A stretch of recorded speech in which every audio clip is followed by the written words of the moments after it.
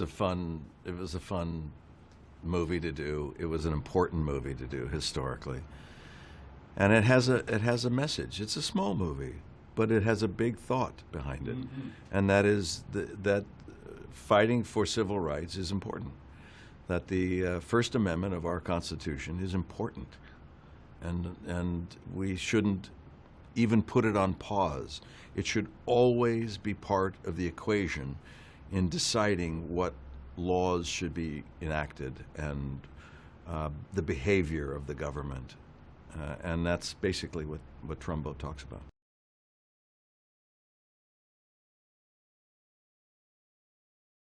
Well, he's a fighter. He was always a fighter. Dalton Trumbo he loved to write, and he was prolific at it. But he would write letters to the electric company or the phone company. Well, how dare you charge these prices, for the service that you provide, whatever. And to the school board. And he was always in there aggressively fighting. So when this fight came to him, he was ready for it. I think he thinks he was ready for it. I mean, it took its toll, and his family paid a price, and his friends paid a price. It was an extremely damaging experience, and that's why he says at the end, there were no heroes, there were, losers. There were only victims.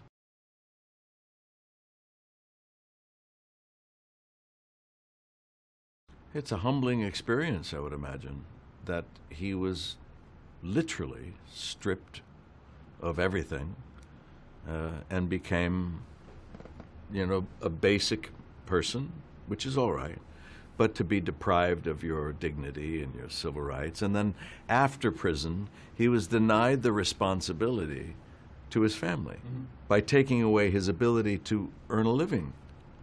Further punishment, punitive punishment. And it's wrong.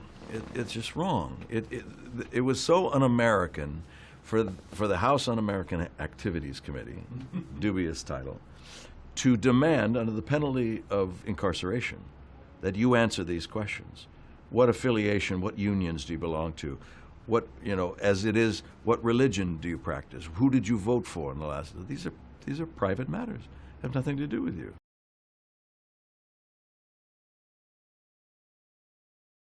So Trumbo gets out of jail, and he's not allowed to write under his own name. Who will hire him? Nobody. Nobody in their right mind, except Frank and Jaime King, who are the King brothers, who make schlock. They just make movies, and they're tough as nails. So when the people tried to put the lean on him, don't hire Dalton Trumbo, he says, who are you? Don't tell me what to do with my business. He didn't care. So he puts names, different names on it, and hires Dalton Trumbo, pays him, and that was the start. That Dalton Trumbo realized he can start a network of these and give assignments to all his friends, and let's keep working. Let's do what they tell us we can't do.